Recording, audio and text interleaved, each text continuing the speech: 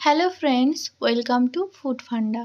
আজ চলে এসেছি নতুন একটি ব্রেকফাস্ট রেসিপি নিয়ে। এই কর্মব্যস্তময় জীবনে আমরা সকলেই চাই ঘুম থেকে ওঠার পর যদি চটজলদি কিছু ব্রেকফাস্ট নিজের ও নিজের পরিবারের জন্য বানিয়ে নেওয়া যায়, আর যদি সেটা হয় হেলদি ও টেস্টি, তাহলে তো কোনো কথাই নেই। আজকের এই ব্রেকফাস্ট রেসিপি তৈরি করতে সময় লাগবে মাত্র 10 মিনিট।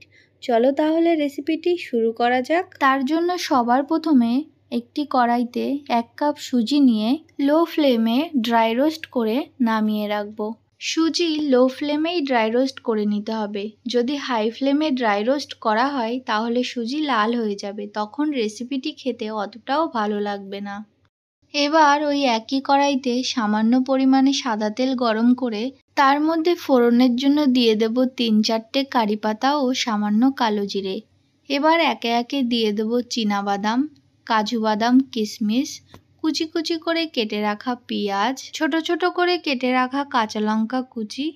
এবার এই সমস্ত উপকরণগুলিকে 3 থেকে 4 মিনিট সময় ধরে কম আঁচে খুব ভালোভাবে ভেজে নেব। পেঁয়াজ ভালো করে ভাজা হয়ে গেলে এর মধ্যে দিয়ে দেব পরিমাণ মতো লবণ ও হলুদ। সমস্ত উপকরণগুলি খুব ভালোভাবে মিশিয়ে আবারও 2 থেকে 3 মিনিটের জন্য একটু ভাজা ভাজা করে নেব। আজকের এই ব্রেকফাস্ট রেসিপি খুব কম ঝামেলার মধ্যে চটজলদি তৈরি করেও নেওয়া যায় আর খেতেও হয় সুস্বাদু। তাই একবার হলেও বাড়িতে অবশ্যই ট্রাই করো, বাচ্চা থেকে বড় সকলেই ভালোবাসবে। সমস্ত উপকরণগুলি খুব ভালোভাবে ভেজে নেওয়া হয়ে গেছে। এবার এর মধ্যে দিয়ে দেব আগে থেকে ড্রাই রোস্ট করা সুজি। এবার সমস্ত উপকরণগুলিকে সুজির সাথে খুব ভালোভাবে মিশিয়ে 1 থেকে 2 মিনিটের জন্য একটু ভেজে নেব। সমস্ত উপকরণের সাথে সুজি বেশ ভালোভাবেই মিশিয়ে নেওয়া হয়ে গেছে। এবার দিয়ে দেব 1 চামচ চিনি আর দিয়ে দেব জল। সামান্য পরিমাণে জল হাতের সাহায্যে অল্প অল্প করে ছিটিয়ে দিতে হবে।